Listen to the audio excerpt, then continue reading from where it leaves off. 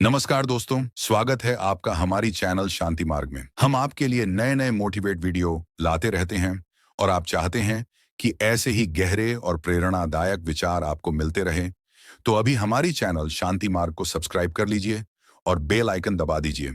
अगर ध्यान में प्रवेश करना है तो आपको प्रत्येक दिन अपने ध्यान में बदलाव लाने होंगे, यानी जैसे जैसे आपके शरीर में बदलाव आएंगे और आपके सांस लेने की गति में स्थिरता आएगी, वैसे वैसे आप ध्यान की गहराई में जाना शुरू हो जाओगे। आप जितना भी समय ध्यान में बिताते हैं, उसके प्रभाव अगर आपकी बॉडी यानी शरीर पर आ रहे हैं तो समझिए आपका ध्यान बिल्कुल सही दिशा में है। लेकिन अगर आप बहुत ही लंबे समय से ध्यान करने का प्रयास कर रहे हैं, उसके बावजूद भी आपको ध्यान में कोई आनंद महसूस नहीं हो रहा और आप ध्यान करते करते अपने ही विचारों में खो जाते हो, कभी आपका ध्यान में मन ही नहीं लगता, तो ऐसा आपके साथ क्यों हो रहा है? क्योंकि आप लोगों को कभी भी ध्यान की टेक्निक्स बताई नहीं जाती हैं। आप लोग केवल अपनी आंखें बंद कर लेते हो और ध्यान में जाने का प्रयास कर लेते हो। ऐसे तो आप लोग सालों साल ध्यान का अनुभव नहीं कर पाएंगे। इसीलिए बिल्कुल सिंपल मेथड अपनाने होंगे और एक नहीं 10 से अधिक टेक्निक्स आपको ध्यान में जाने के लिए अपनानी होगी। उनमें से कोई एक टेक्निक आपके लिए काम कर जाती है, क्योंकि सभी का शरीर एक जैसा नहीं होता। कभी आपने ये सोचा है कि जब आप ध्यान करते हो तो आपके शरीर में चलने वाली सांसें आपका ध्यान समाधि तक बिल्कुल सरलता से कैसे पहुंचा देती है? लेकिन ध्यान करने का जो सबसे बड़ा नियम है वह है समय। अगर आप ध्यान करने का सही समय नहीं चुन पा रहे हैं तो ध्यान में काफी कठिनाइयां आपके साथ हो सकती हैं। और बहुत से लोग ऐसे भी हैं जो बड़े ही लंबे समय से ध्यान करते आ रहे हैं, लेकिन अभी तक उनका ध्यान उन्हें गहराई का अनुभव नहीं करा रहा है। ऐसी स्थिति में आपको आवश्यकता पड़ती है कुछ नया अपनाने की, और यही हम आपको आज इस वीडियो में बताएंगे।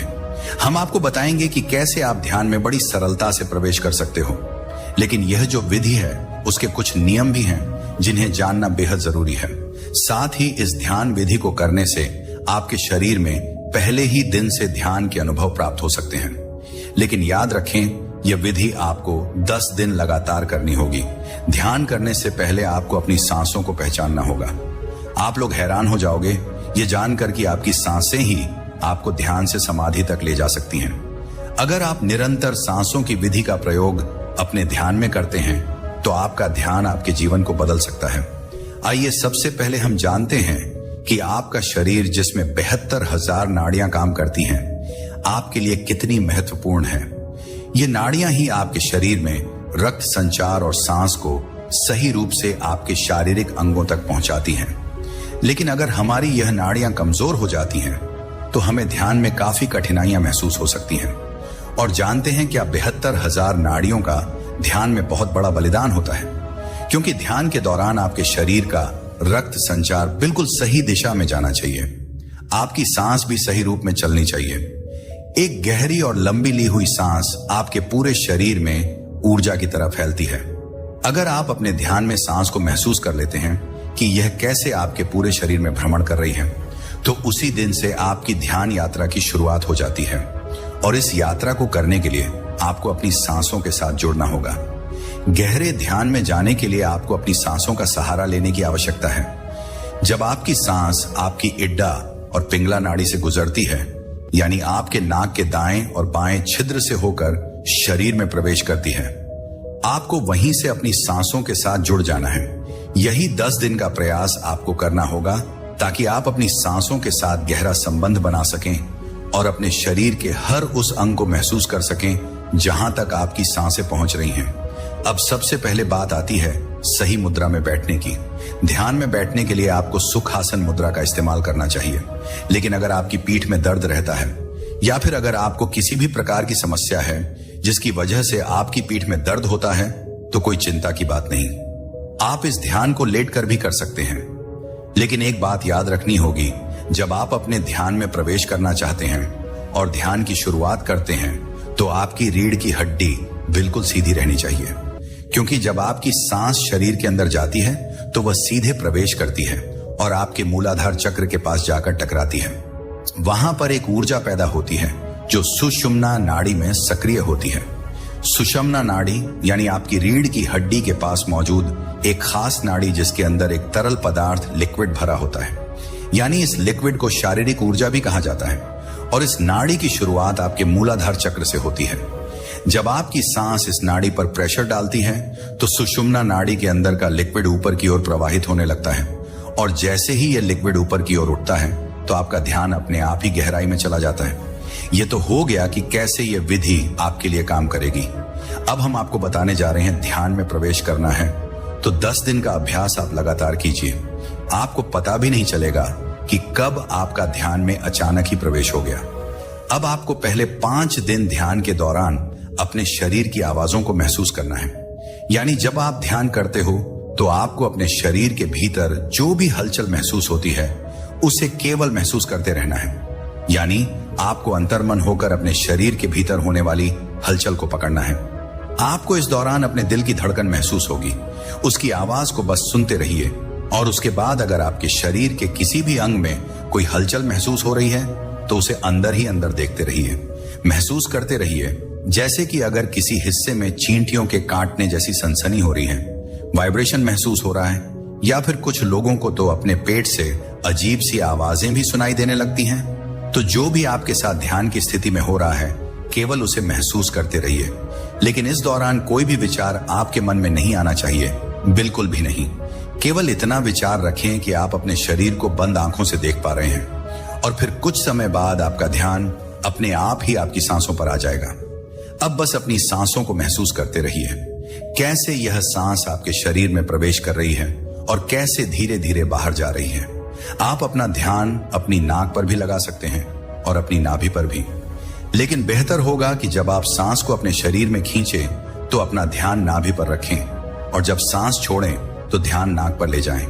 ऐसा करने से आपकी सांसों के साथ एक गहरा शांत संपर्क बनना शुरू हो जाएगा। देखिए, आपकी नाक में 2 छेद हैं, यहीं से आपकी सांस अंदर जाती है। आपके शरीर में केवल आपको इसी मार्ग से ध्यान में प्रवेश करना है। इस बात का आपको विशेष ध्यान रखना होगा। कुछ समय बाद आपको अपनी सांसों की आवाज अपने कानों में सुनाई देने लगेगी, और फिर बस अपना ध्यान धीरे धीरे अपने कानों पर ले आइए और पूरी एकाग्रता के साथ अपनी सांसों की आवाज को सुनते रहिए। लेकिन ध्यान रहे किसी भी प्रकार का कोई विचार आपके मन में ना आए, बिल्कुल भी नहीं।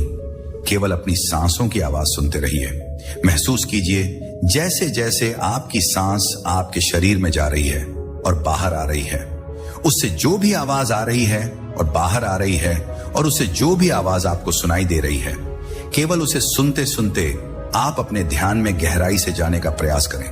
यानी अपने शरीर को पूरी तरह ढीला छोड़ना शुरू कर दीजिए, और देखिए जैसे जैसे आपका शरीर ढीला होता जाएगा वैसे वैसे वह स्थिर अवस्था में जाने लगेगा। सबसे पहले आपका पेट हल्का महसूस होगा, फिर आपकी दोनों बाजू। क्या आप देख पा रहे हैं, धीरे धीरे एक गहरी शांति आपके पूरे शरीर को घेरने लगेगी। उसके बाद आपका पूरा शरीर शून्य अवस्था में चला जाता है। एक गहरी शांति, एक अद्भुत हल्कापन। लेकिन अगर आपके शरीर का कोई हिस्सा अभी भी शून्य नहीं हो पाया है, क्योंकि हाँ, कुछ अंग ऐसे होते हैं जो तुरंत पूर्ण रूप से शून्य अवस्था में नहीं आ पाते, तो बस उसी हिस्से पर ध्यान ले जाइए, उसे महसूस कीजिए। आप देखेंगे कि कुछ समय बाद वह शरीर का हिस्सा भी अचानक ही शून्य हो चुका है। तो सबसे पहले और 5 दिन तक आपको यही अभ्यास करना है। जब आप लगातार इसी अभ्यास को 5 दिन करेंगे, यानी सबसे पहले आपके शरीर में होने वाली हलचल को महसूस करना, अपने शरीर की आवाजों को सुनना और अपने शरीर को ढीला छोड़ते चले जाना। अगर आप ऐसा करेंगे तो 5 दिन के भीतर ही आपके शरीर में और आपके ध्यान में जो अनुभव आपको आएंगे वह बड़े ही लाजवाब होंगे। इसके बाद आपको अगले 5 दिन का प्रयास करना है। अब जो मैं बताने जा रहा हूं आपको ऐसा ही करना है।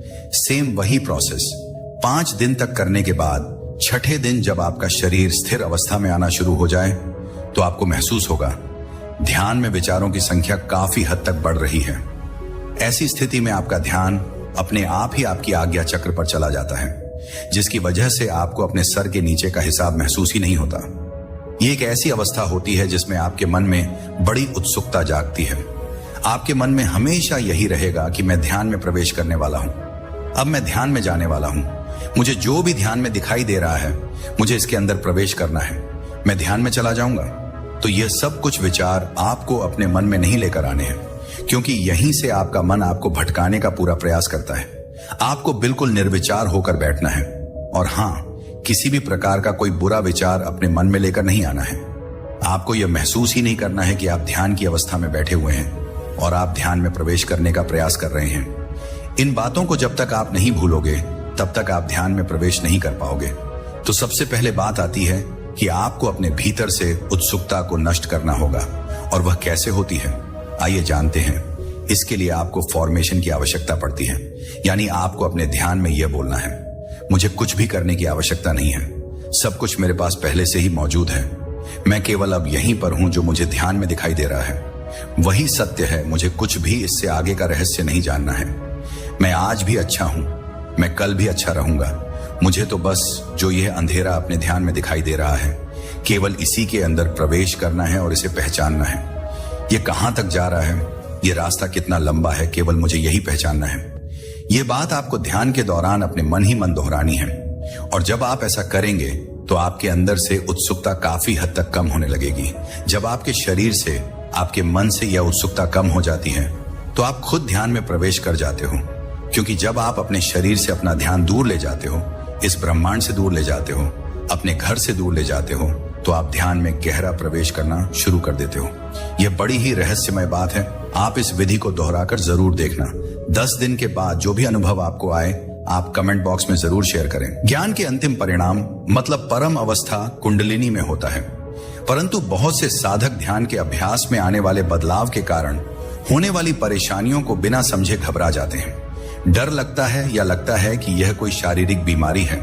बस यही सोचकर बिना उसके कारण या समाधान खोजे ध्यान छोड़ देते हैं। या फिर बहुत से साधक उस महत्वपूर्ण पॉइंट पर पहुंचकर ध्यान से उठ जाते हैं। जैसे किसी साधक को अगर 20 मिनट बाद कोई समस्या महसूस होती है तो वह अपने ध्यान के समय को ही घटाकर 20 मिनट कर देता है। लेकिन क्या यह सही तरीका है? नहीं। आज आप इस पूरे वीडियो को ध्यान से देख लीजिए। यह मैं आपको अपने अनुभव से बता सकता हूं। अगर आप इन समस्याओं और परेशानियों के पीछे के मुख्य कारण और उनके हल को समझ लेंगे तो आप कभी भी इन समस्याओं की वजह से ध्यान नहीं छोड़ेंगे और ना ही आपके ध्यान की गति इन समस्याओं की वजह से रुकेगी। ध्यान के समय एक साधक को कुछ अजीब अनुभव हो सकते हैं, जैसे कि सिर में दर्द या सिर भारी महसूस होना, थर्ड आई यानी तीसरे नेत्र पर अजीब सा खिंचाव महसूस होना, ध्यान के दौरान चेहरे पर पसीना आना, कभी गर्माहट महसूस होना तो कभी झुझुलाहट सी लगना, पेट और छाती में हलचल महसूस होना, जैसे कोई चीज अंदर घूम रही हो, अचानक से शरीर में पैरों से लेकर सिर तक एक झटका सा महसूस होना, पूरे शरीर में झंझनाहट या फिर वाइब्रेशन जैसा एहसास होना। कई बार साधक को लगता है कि उसका गला रंध गया है या फिर सांसें धीमी हो गई हैं, बहुत कम हो गई हैं। दिल की धड़कन अचानक तेज महसूस होती है। एकदम ऐसा लगता है कि धड़कन बहुत तेज हो गई है। हाथों में हथेलियों और उंगलियों में बिजली का करंट सा महसूस होना, ध्यान में बैठे बैठे शरीर का हिलना, गले में कोई चीज गुजरती हुई महसूस होना, जैसे कोई ऊर्जा ऊपर की ओर बह रही हो, हाथों में भारीपन महसूस होना और गर्दन में अजीब सी अकड़न, ऐसा लगना कि अगर अभी ध्यान से नहीं उठे तो पैरालिसिस अटैक या लकवा मार जाएगा। यह सिर्फ एक एहसास है। यह वही समस्याएं और परेशानियां हैं जो एक साधक के जीवन में हमेशा आती हैं, लेकिन घबराने की जरूरत नहीं है। इन सभी बदलावों का मुख्य कारण क्या है? हमारी चेतना, हमारी ऊर्जा, हमारी क्रिएटिव पावर, हमारा कॉन्शियसनेस। आप इसे किसी भी नाम से समझें, लेकिन यही वह शक्ति है जिसकी वजह से हम महसूस कर पाते हैं और इसी के कारण हम ध्यान में गहराई तक जा सकते हैं। चलते फिरते दिन भर के सभी काम करते हुए यही वह एनर्जी है, यही वह पावर है जो हमें पूरे दिन दौड़ाए रखती है। लेकिन जब हम ध्यान में बैठते हैं तो क्या होता है? जो एनर्जी बोलने, चलने फिरने और काम करने में लग रही थी वह अचानक रुक जाती है। सबसे पहले आसन में बैठते ही उस ऊर्जा का खर्च होना बंद हो जाता है।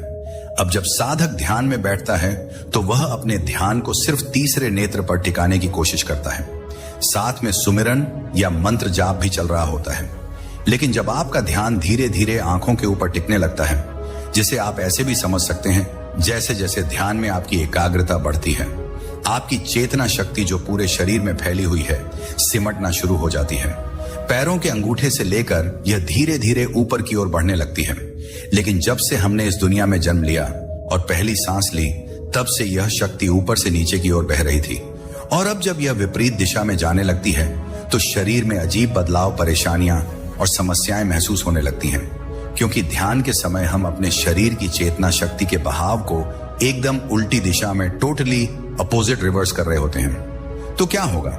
जिस प्रकार आपका मन धीरे धीरे ध्यान में सहज होकर प्रेम, श्रद्धा और विश्वास से भर जाता है, उसी प्रकार आपके शरीर को भी इस चेतना शक्ति के प्रवाह में ढलने का अभ्यास होने लगता है। और फिर एक समय ऐसा आता है जब आपकी चेतना पैर के अंगूठे से लेकर सिर के शीर्ष तक सिमटने में सिर्फ 2 मिनट, हाँ 2 मिनट से भी कम का समय लग सकता है। एक सिंपल से उदाहरण से समझिए, जब आप जिम करना शुरू करते हैं या कोई एक्सरसाइज शुरू करते हैं तो शुरुआत के कुछ दिन आपके शरीर के कई हिस्सों में अजीब अजीब दर्द होता है। लेकिन रुकिए, घबराइए मत। धीरे धीरे जब आप हर रोज एक्सरसाइज करने लगते हैं या जिम जाते हैं तो कमाल हो जाता है, आपका शरीर ढलने लगता है। तो इसी प्रकार ध्यान के दौरान भी आपका शरीर चेतना में सिमटा रहता है। चेतना के उलट दिशा में बहाव के कारण हमें भी ऐसी सभी परेशानियां महसूस होती हैं। लेकिन अगर आप इन परेशानियों को सोचकर इसी पॉइंट पर खड़े रहेंगे तो माफ कीजिएगा, ध्यान में आप आगे कभी नहीं बढ़ पाएंगे। आपकी ध्यान ना करने की अवस्था वैसे ही बनी रहेगी जैसी अभी है। आइए अब इन सभी परेशानियों को 3 श्रेणियों में डिवाइड कर लेते हैं, क्योंकि एक को समझने में आपका बहुत समय लग सकता है। तो पहले हम इन 2 समस्याओं को समझ लेते हैं। एक, सर में दर्द, भारीपन या माथे के बीच खिंचाव सा महसूस होना। दूसरे, चेहरे पर ध्यान के समय पसीना अधिक आना, झुंझुलाहट या बेचैनी महसूस होना। असल में जब आप ध्यान में मंत्र जप सुमिरन करते हैं तो आपका ध्यान शुरुआत में एकदम से नहीं लगता, लेकिन शुरू में आप खुद ही अपनी तरफ से शारीरिक कोशिश या दबाव बना देते हैं, जबकि आपको आपके शरीर के किसी भी हिस्से पर किसी भी तरह का कोई दबाव नहीं बनाना होता। अगर आपको ध्यान से उठने के बाद भी सर में यही दर्द, भारीपन या खिंचाव सा महसूस होता है तो आप समझ जाइए कि यह आपके द्वारा अधिक दबाव या प्रेशर की वजह से हो रहा है। ज्यादातर साधक इसी माथे के बीच में मूवमेंट सेंसेशन को ऐसे समझ लेते हैं कि अभी कुछ घटित होने वाला है या अभी अगले पल मुझे कुछ दिखाई या सुनाई देने वाला है। मैं आपको अपने अनुभव से बता सकता हूं कि जब तक आपके मन में इस दर्द या खिंचाव के लिए यह विचार है, तब तक ना कुछ दिखाई देगा और ना ही कुछ सुनाई देगा। तो कृपया इस पर ध्यान ना देकर आप बिल्कुल सहज तरीके से मंत्र जप करें। और ध्यान रहे, आंखों के पीछे के अंधकार में कुछ ढूंढने या देखने की कोशिश नहीं करनी है। साथ ही अपनी आंखों पर कोई दबाव भी ना डालें। हालांकि शुरुआत में आपके सिर के हिस्से को आपके पूरे शरीर की एनर्जी को संभालने की आदत नहीं होती, तो हल्का सा भारीपन या खिंचाव महसूस होना बिल्कुल नॉर्मल है। इसीलिए कभी कभी साधक को सिर में और चेहरे पर पसीना या गर्माहट सी महसूस होती है। ध्यान से उठने के बाद अगर आपको कोई खिंचाव या दर्द महसूस नहीं होता तो इससे परेशान होने की कोई जरूरत नहीं है। धीरे धीरे अभ्यास से यह अपने आप नॉर्मल हो जाता है। इसके बारे में आप चिंता ना करें, बल्कि जब यह आपको महसूस होना शुरू होता है तो उस वक्त इस पर ध्यान ना लगाकर अपने मंत्र जप में पूरा ध्यान लगाए रखें। कुछ ही दिन में आप महसूस करेंगे कि यह दर्द ऑटोमेटिक ही कम हो गया है या खत्म हो गया है। उसके बाद आपका इसकी तरफ ध्यान जाना ही बंद हो जाएगा। दूसरी कैटेगरी में वे साधक आते हैं जो बहुत डर या घबरा जाते हैं। उन्हें लगता है कि कोई शारीरिक बीमारी हो गई है। कभी कभी ऐसा लगता है कि आपका गला रौंद गया हो, जैसे आपको सांस लेने में दिक्कत हो रही है। ऐसा भी लगता है कि सांसें उल्टी चल पड़ी हो या फिर एकदम बंद हो गई हो, कम हो गई हो। दिल की धड़कन तेज हो जाती है, हाथ और गर्दन भी भारी से महसूस होते हैं। ऐसी अवस्था में साधक का डरना बहुत नॉर्मल है, लेकिन घबराने की जरूरत नहीं। आइए इनको अच्छे से समझ लेते हैं। पहला कारण यह है कि जब आपकी चेतना सिमट रही होती है तो जहां जहां तक वह सिमट चुकी है, जैसे कि आपकी बॉडी कंधों तक शून्य हो गई है, इसका मतलब है कि आपकी चेतना कंधों तक सिमट चुकी है। तो अब शरीर के निचले हिस्सों को उतनी एनर्जी की जरूरत नहीं होती जितनी हमें दिन भर के काम के लिए चाहिए होती है। इस अवस्था में ऑटोमेटिक आपकी सांसें धीरे धीरे स्लो होने लगती हैं। सांसों के स्लो हो जाने की वजह से क्या होता है, आपके दिल की धड़कन भी धीमी हो जाती है। लेकिन इस अवस्था में अगर आपका ध्यान अचानक किसी भी वजह से टूट जाए, जैसे कोई बाहरी आवाज इतनी तेज सुनाई दे कि आप चौंक जाएं, या फिर कोई ऐसा विचार अचानक आ जाए कि आप एकदम जाग उठे या आंखें खोल लें, तो इस अवस्था में जैसे ही आपका ध्यान नीचे गिरता है, जो चेतना शक्ति सिमटकर कंठ तक आ चुकी थी वह दोबारा पूरे शरीर में दौड़ने लगती है। और तभी आपको एकदम गहरी सांस आती है तो आपको वहम सा होने लगता है कि कहीं आपकी सांस तो नहीं रुक गई थी, और फिर आप अचानक पाते हैं कि आपका दिल जोर से धड़कने लगा है। फिर एक डर सा महसूस होता है, कहीं बीपी घट गया है या बढ़ गया है। आखिर हुआ क्या था? असल में आपके दिल की धड़कन को बैलेंस करने के लिए जैसे ही आपकी सांसें नॉर्मल होती हैं, जो पहले स्लो हो गई थी, तो दिल की धड़कन भी कुछ सेकंड्स के लिए तेज हो जाती है और फिर धीरे धीरे नॉर्मल हो जाती है। इसमें आपको घबराने की जरूरत नहीं है। दूसरा कारण यह है कि नॉर्मल लाइफ में हम हमेशा बिना सांसों पर ध्यान दिए ही सांस लेते रहते हैं। ना हमें इसके बारे में सोचने की जरूरत होती है, ना ही कोई प्रयास करने की। लेकिन कुछ साधक जो ब्रीदिंग मेडिटेशन करते हैं, वे अपनी सांसों के आने जाने पर जरूरत से ज्यादा ध्यान देने लगते हैं। ऐसे में कई बार वे अपनी तरफ से सांसों की स्पीड को रोकने, कम करने या ज्यादा करने की कोशिश करने लगते हैं, जो कि बिल्कुल गलत है। आपको अपने शरीर के किसी भी नर्वस सिस्टम के साथ कोई छेड़छाड़ नहीं करनी है। जो लोग पहले ऐसा करते थे, वे हमेशा अपने गुरु के व्यक्तिगत पर्सनल गाइडेंस में करते थे। तो आपको यह सब नहीं करना है। अगर आपको गले के आसपास या सिर के पिछले हिस्से में कुछ महसूस होता है, जैसे अकड़ाहट, या ऐसा लगता है कि वहां से कुछ गुजर रहा है, ऊपर की तरफ बढ़ रहा है, तो घबराएं नहीं। जब आपकी चेतना सिमट कर कंधों से ऊपर चलती है, तो वह गले से होकर ही गुजरती है। इस अवस्था में शुरुआत में गला सूख जाता है, फिर गर्दन में अजीब सा अकड़ाव महसूस होता है। जब चेतना शक्ति गले से गुजरती है, उस वक्त शरीर के निचले हिस्सों में भारीपन महसूस होता है, लेकिन कोई दर्द नहीं, कोई परेशानी नहीं।